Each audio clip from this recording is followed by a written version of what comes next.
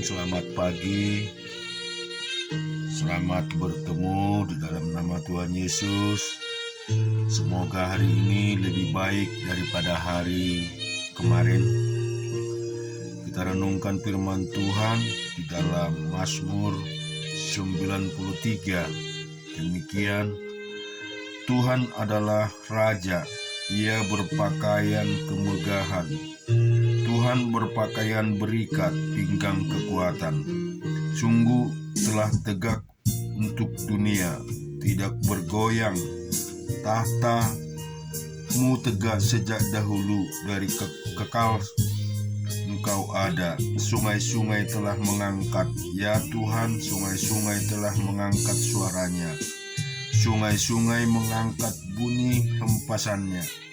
Daripada suara air yang besar, daripada pecahan ombak laut yang hebat, lebih hebat Tuhan di tempat tinggi. Peraturan-Mu sangat teguh, bait-Mu layak kudus, ya Tuhan, untuk sepanjang masa. Demikian juga di dalam Amsal 24 dari ayat pertama. Jangan iri kepada orang yang jahat. Jangan ingin bergaul dengan mereka, karena hati mereka memikirkan penindasan dan bibir mereka berbicara bencana. Dengan hikmat rumah didirikan, dengan kepandaian itu ditegakkan, dan dengan pengertian kamar-kamar diisi dengan bermacam-macam harta benda yang berharga dan menarik.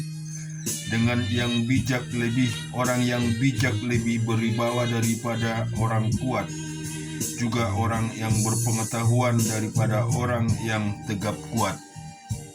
Karena hanya dengan perencanaan engkau dapat berperang, dan kemenangan tergantung pada nasihat yang banyak. Hikmat terlalu tinggi bagi orang bodoh. Ia tidak membuka mulut dan pintu gerbang. Siapa selalu merencanakan kejahatan akan disebut penipu. Memikirkan kebodohan mendatangkan dosa, dan si pencemooh adalah kekejian bagi manusia.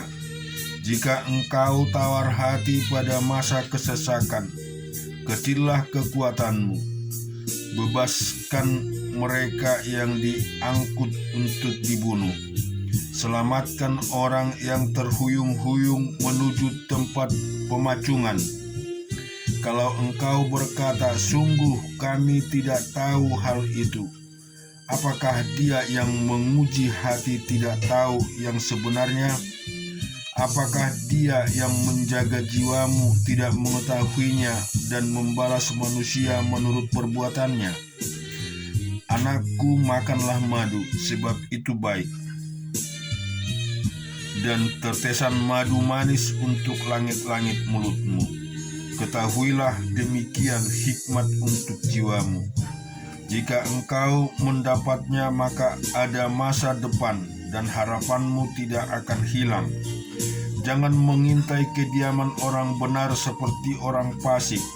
Jangan merusak rumahnya, sebab 7 kali orang benar jatuh, namun ia bangun kembali. Tetapi orang fasik akan rubuh dalam bencana. Jangan bersuka cita kalau bermusuh jatuh. Jangan hatimu beria-ria kalau ia terperosok. Supaya Tuhan tidak melihat dan menganggap jahat, lalu memalingkan murkanya daripada orang itu. Jangan menjadi marah karena orang yang berbuat jahat. Jangan iri kepada orang fasik, karena tidak ada masa depan bagi penjahat. Pelita orang fasik akan padam. Hai anakku, takutilah Tuhan dan Raja. Jangan melawan terhadap kedua-duanya, karena dengan tiba-tiba mereka menimbulkan bencana. Dan siapa mengetahui kehancuran yang didatangkan mereka? Juga ia adalah amsal-amsal dari orang bijak. Memandang bulu dalam pengadilan tidak baik. Siapa berkata kepada orang fasik, engkau tidak bersalah, akan dikutuki bangsa-bangsa. dilaknatkan suku-suku bangsa, tetapi mereka yang memberi peringatan akan berbahagia, mereka akan dapat ganjaran berkat. Siapa memberi jawaban yang tepat mengecup bibir. Selesaikanlah pekerjaanmu di luar, siapkanlah itu di ladang, baru kemudian dirikanlah rumahmu. Jangan menjadi saksi terhadap sesamamu tanpa sebab dan menipu dengan bibirmu. Janganlah berkata sebagaimana ia memperlakukan aku, demikian keperlakuan dia. Aku membalas orang menurut perbuatannya. Aku melalui ladang seorang pemalas dan kebun anggur orang yang tidak berakal budi. Lihatlah, semua itu ditumbuhi onak, tanahnya tertutup dengan jeruju, dan temboknya sudah roboh. Aku memandangnya, aku memperhatikannya, aku melihatnya, dan menarik satu pelajaran. Tidur sebentar lagi, mengantuk sebentar lagi, melipat tangan sebentar lagi untuk tinggal berbaring. Maka datanglah kemiskinan seperti seorang penyerbu, dan kekurangan seperti orang yang bersenjata. Baik, di dalam Yosua pasal 5 kita akan kembali renungkan. Ketika semua raja orang Amori di sebelah barat sungai Yordan dan semua raja orang Kanaan di tepi laut mendengar bahwa Tuhan telah mengeringkan air sungai Yordan di depan orang Israel, sampai mereka dapat menyeberang, tawarlah hati mereka dan hilanglah semangat mereka menghadapi orang Israel itu. Pada waktu itu berfirmanlah Tuhan kepada Yosua, buatlah pisau dari batu dan sunatlah lagi orang Israel itu untuk kedua kalinya. Lalu Yosua membuat pisau dari batu dan disunatnyalah orang Israel itu di bukit kulit katan. Inilah sebabnya Yosua menyunat mereka, semua orang yang keluar dari Mesir, yakni laki-laki, semua prajurit, telah mati di padang gurun di tengah jalan setelah mereka keluar dari Mesir. Sebab semua orang keluar dari Mesir itu telah bersunat, tetapi semua orang yang lahir di padang gurun adalah perjalanan sejak keluar dari Mesir belum disunat. Sebab 40 tahun lamanya orang Israel itu berjalan melalui padang gurun, sampai habis mati seluruh bangsa itu, yakni prajurit yang keluar dari Mesir yang tidak mendengar firman Tuhan. Kepada mereka itu Tuhan telah bersumpah bahwa ia tidak akan mengizinkan mereka melihat negeri yang diizinkan Tuhan, dengan bersumpah kepada nenek moyang mereka akan memberikan kepada kita suatu negeri yang berlimpah-limpah susu dan madunya. Tetapi anak-anak mereka yang telah dijadikannya ganti mereka itulah yang disunat Yosua, sebab mereka belum bersunat karena mereka tidak disunat dalam perjalanan.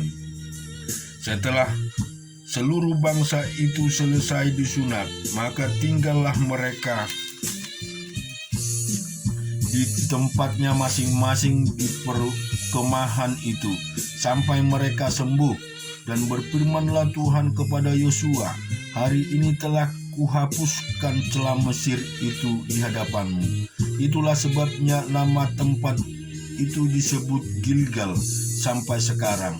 Sementara perkemahan Gilgal, orang Israel itu merayakan Paskah pada hari yang keempat belas bulan itu pada waktu petang di dataran Yeriko. Lalu pada hari sesudah Paskah mereka makan hasil negeri itu, yakni roti yang tidak beragi dan bertih gandum pada hari itu juga. Lalu berhentilah mana itu pada keesok harinya setelah mereka makan hasil negeri itu.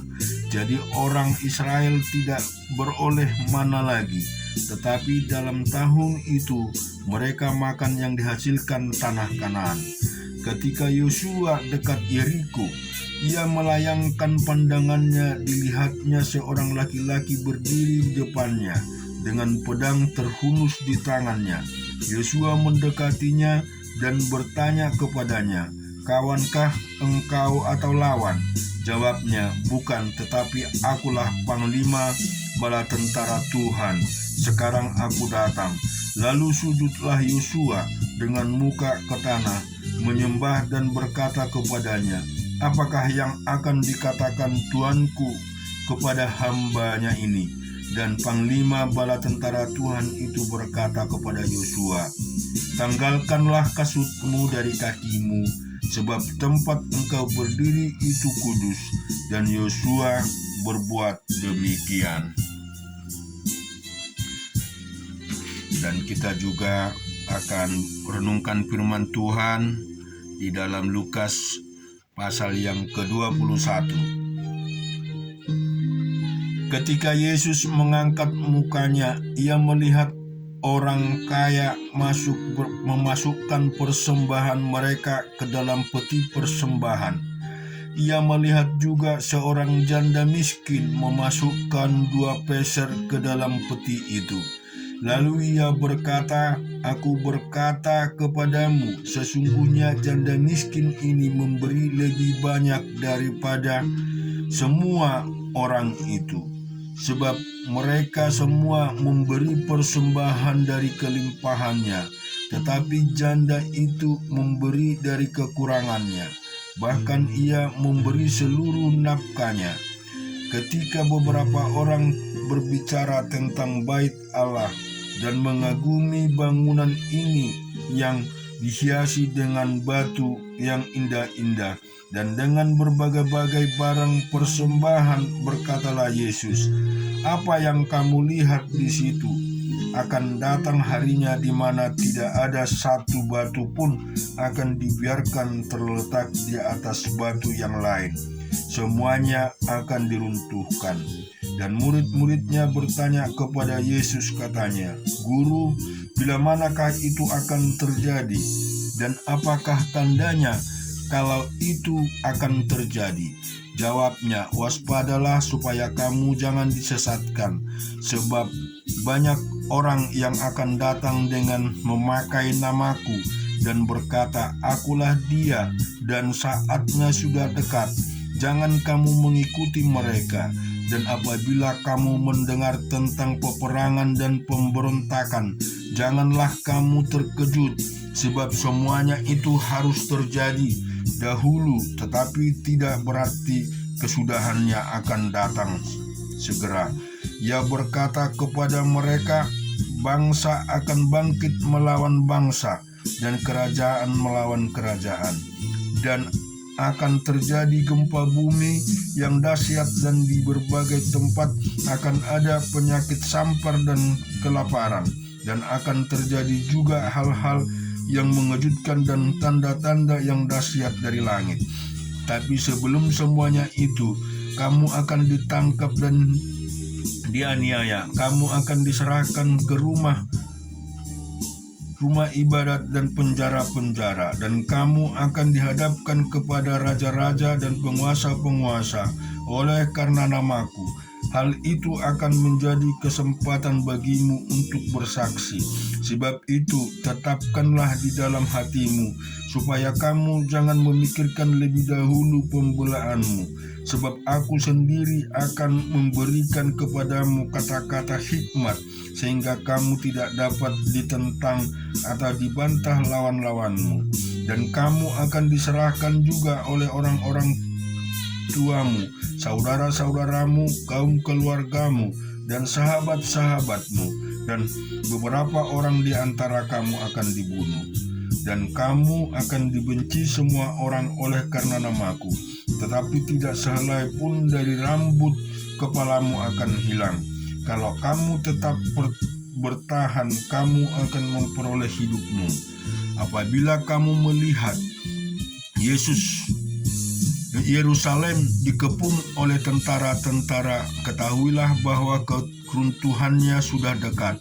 Pada waktu itu, orang-orang yang berada di Yudea harus melarikan diri ke pegunungan, dan orang-orang yang berada di dalam kota harus mengungsi, dan orang-orang yang berada di pedusunan jangan masuk lagi ke dalam kota.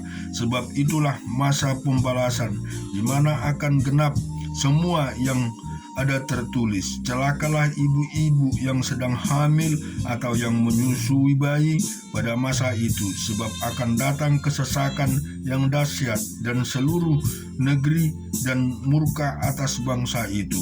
Dengan mereka akan tewas oleh mata pedang dan dibawa sebagai tawanan ke segala bangsa.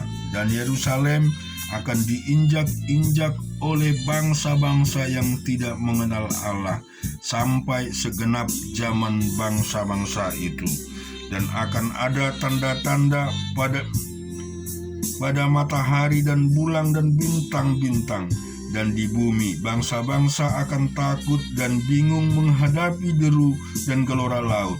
Orang akan mati ketakutan karena kecemasan berhubung dengan segala apa yang menimpa bumi ini, sebab kuasa-kuasa langit dan goncang. Pada waktu itu orang akan melihat Anak Manusia datang dalam awan dengan segala kekuasaan dan kemuliaannya. Apabila semuanya itu mulai terjadi, bangkitlah dan angkatlah mukamu, sebab penyelamatanmu sudah dekat. Lalu Yesus mengatakan perumpamaan ini kepada mereka. Perhatikanlah pohon ara atau pohon apa saja. Apabila kamu melihat pohon-pohon itu sudah bertunas, kamu tahu dengan sendiri bahwa musim panas sudah dekat. Demikian juga jika kamu melihat hal-hal itu terjadi, ketahuilah bahwa kerajaan Allah sudah dekat. Aku berkata kepadamu, sesungguhnya angkatlah ini tidak akan berlalu sebelum semua terjadi. Langit dan bumi akan berlalu, tetapi perkataanku tidak akan berlalu. Jagalah dirimu supaya hatimu jangan syarat oleh pesta pora dan kemabukan serta kepentingan-kepentingan duniawi, dan supaya hari Tuhan jangan dengan tiba-tiba jatuh ke atas dirimu seperti suatu jerat, sebab itu akan menimpa semua penduduk bumi ini. Berjaga-jaga senantiasa sambil berdoa supaya kamu beroleh kekuatan untuk luput dari semua yang akan terjadi itu, dan supaya kamu tahan berdiri di hadapan Anak Manusia. Pada siang hari Yesus mengajar di bait Allah, dan pada malam hari Ia keluar dan bermalam di gunung yang bernama Bukit Zaitun. Dan pagi-pagi semua orang banyak datang kepadanya di dalam bait Allah untuk mendengar Dia. Amin. Kita renungkan selalu firman Tuhan. Biarlah kita menjadi orang-orang yang setia dan taat, karena masa-masa sudah dekat bahwa akan banyak guru-guru palsu yang bisa untuk menyerupai oleh Tuhan kita Yesus. Oleh sebab itu, mari kita merenungkan kebenaran firman Tuhan dengan sungguh, sehingga kita berjalan di dalam kehidupan firman Tuhan yang sesungguhnya, dan kita juga mendapat berkat-berkat dari Tuhan kita Yesus Kristus. Puji Tuhan. Amin.